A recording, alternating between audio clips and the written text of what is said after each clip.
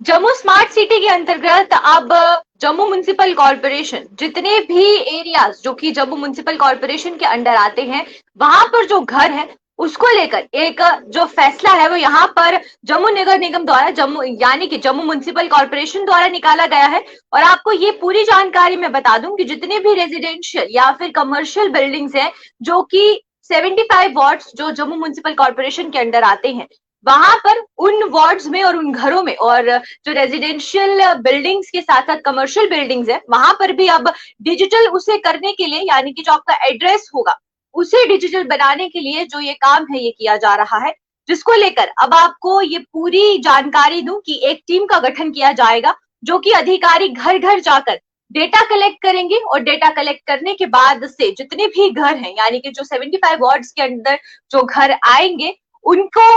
जम्मू नगर निगम smart city limited परियोजना के तहत अब एक इस जियो टैग देने वाली है। और ये जो GIS टैग यानी कि जियो टैग रहेगा, इसमें आपका जो डिजिटलाइजेशन के तहत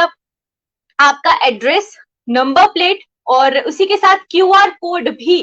रजिस्टर्ड किया जाएगा। और अब आपके जो एड्रेस है वो डिजिटल माध्यम इस कोड के तहत और ये जो नंबर प्लेट्स लगाई जाएंगी हर घर के बाहर, उसके तहत इजीली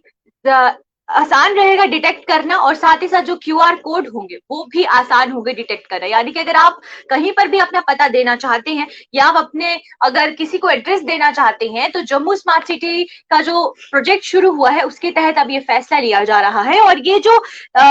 डिजिटलाइजेशन है ये सिर्फ उन्हीं एरियाज में की जा रही है जो जम्मू म्युनिसिपल कॉरपोरेशन के अंडर आते हैं। और इस बीच GIS टैग जो घर घर जाकर दिया जाएगा, अभी फिलहाल इसके लिए जो सर्वे है उसे शुरू किया गया है और डेटा कलेक्ट करने की जो पूरी कार्य है वो किए जा रहे हैं। इस बीच टीम्स का गठन किया जाएगा और अधिकारियों को घर घर भेजा जाएगा, डोर टू डोर जाकर डेटा कलेक्ट किया जाएगा, कौन से घर में कितने मेंबर्स हैं और कितने मेंबर्स जो हैं क्या क्या काम करते हैं उसके रिलेटेड ये जो इन्फॉर्मेशन है ये कलेक्ट की जाएगी। और फिर डिजिटलाइजेशन के तहत जो ट्रांसपेरेंसी रहेगी वो इसलिए रहेगी कि रिकॉर्ड बनाने में आसानी होगी। ये एक जो जहां पर लोगों को फायदा मिलेगा इससे, लेकिन वहीं पर डिपार्टमेंट को भी इसका जो सीधे तौर पर फायदा है वो मिलेगा। अब वो कैसे मिलेगा वो भी मैं आपको बताऊं, क्योंकि जब आपका सारा डॉक्यूमेंट्स जब डिजिटलाइज हो जाएंगे तो ये जानना आसान होगा कि किस तरीके से आपकी कितनी प्रॉपर्टी है और जो जम्मू म्युनिसिपल कॉरपोरेशन के अंडर आती है।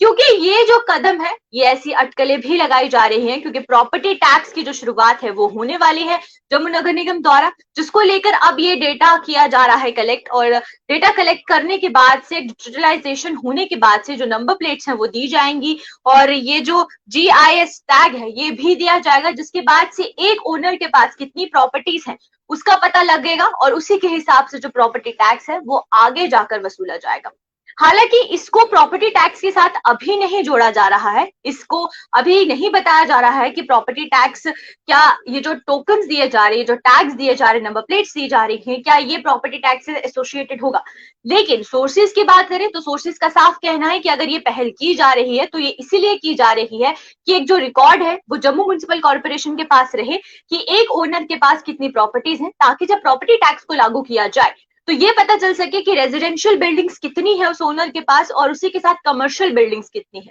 तो अब इसको लेकर